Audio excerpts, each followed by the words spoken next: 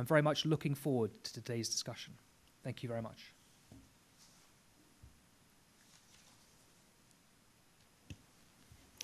Thank you, Deputy High Commissioner, for your remarks, and a very warm welcome to Professor Gowda, Mr. Udasi. If I can quickly use the South Asian expression of not being a shepherd to the discussion, but being a Sherpa. And while you have to climb the arduous climb, but helping along the way, there's a unique governance ministries at every other level as well. And so basically what I have found is that, whenever the center wants to intervene in any issue and wants to take the lead, if you think about the Real Estate Regulation Act, right? If you say land is a state subject, well, we still found a way for a central intervention. Similarly, on certain holders, and especially the leadership of young innovators. Thank you. Professor Gowda, you want to go first? Well, I think it's we have to be young innovators in institutional structures. We need to think about different ways we can make these collaborations happen.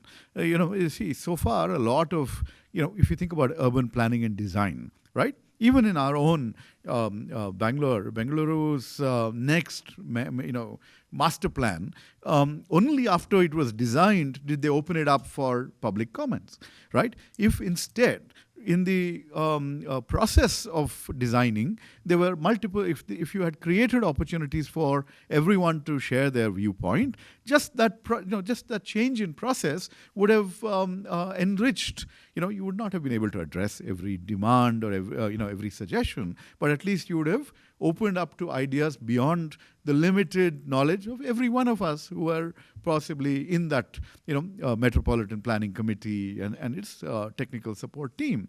So basically, that's what we need. We need a willingness to be open, to collaborate, to look for ideas to come in, open our windows, as Mahatma Gandhi said, and let ideas and the winds of, from everywhere breeze through. So that's really what, so we need to create legitimate spaces which are acceptable, which don't bypass the elected representatives either, which work together with them.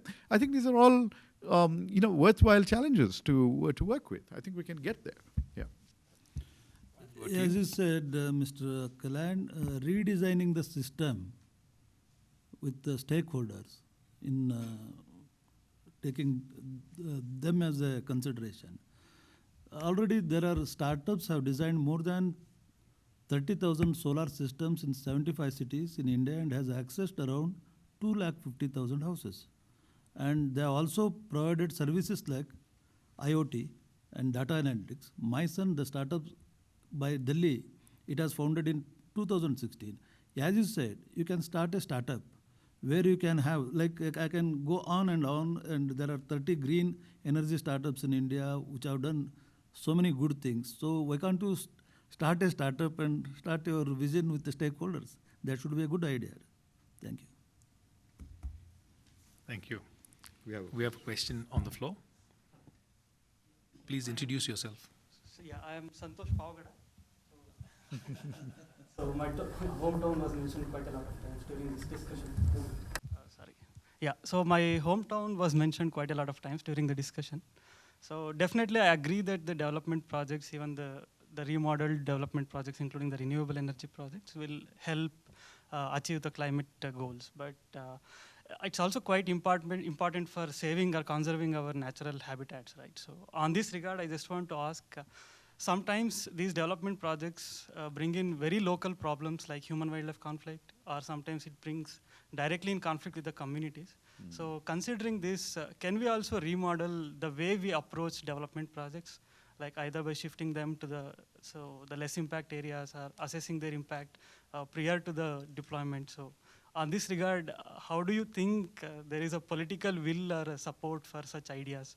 So conserving our wildlife or our natural habitats. So I basically work for wildlife conservation, so it's kind of a personal question from my side. Thank you for voicing that, and it is the meekest voice, and therefore it deserves every possible attention to it. And in fact, even internationally, recently there was an Indian investment into Australia, and that was put at risk because of a reptile species that was endemic to that space. And so the clash between even renewable energy projects and other species related, they are the ones who have to then be denied water and other public sources. So this disproportionate application of the polluter pays, if you can add that into your final response, that would be great. It's very interesting. Interesting question, and as you said, it's a minority voice, and I still want to go with you and argue in favor of you. So what happens if you want to have a 1 megawatt of solar power generated? You require 7 acres of land. 7 acres of land. So we are aiming at 1 lakh megawatt. So 7 lakh acres of land is gone.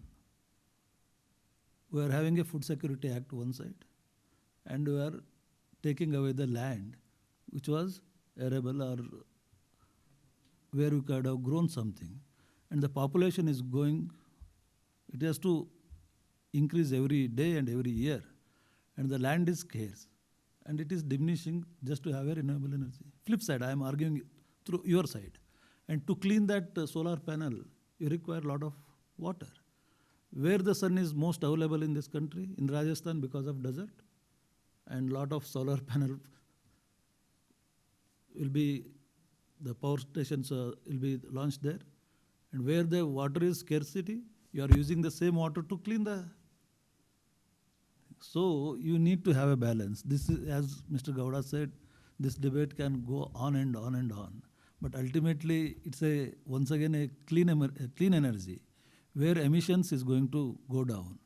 Where we have to to get this, we have to lose something else. That's how it works. And when it comes to human-animal conflict, when he said, why most of the animals are coming to the cities now? They are not getting the water inside their forest. To drink water, they are coming here. There's one study they say, why the hell the animals in the forest are coming down to that too near Bangalore city.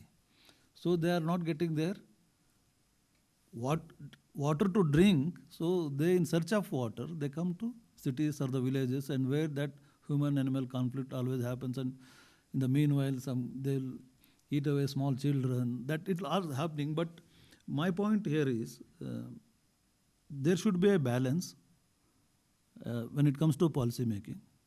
Any government over the globe, that balance has to be maintained.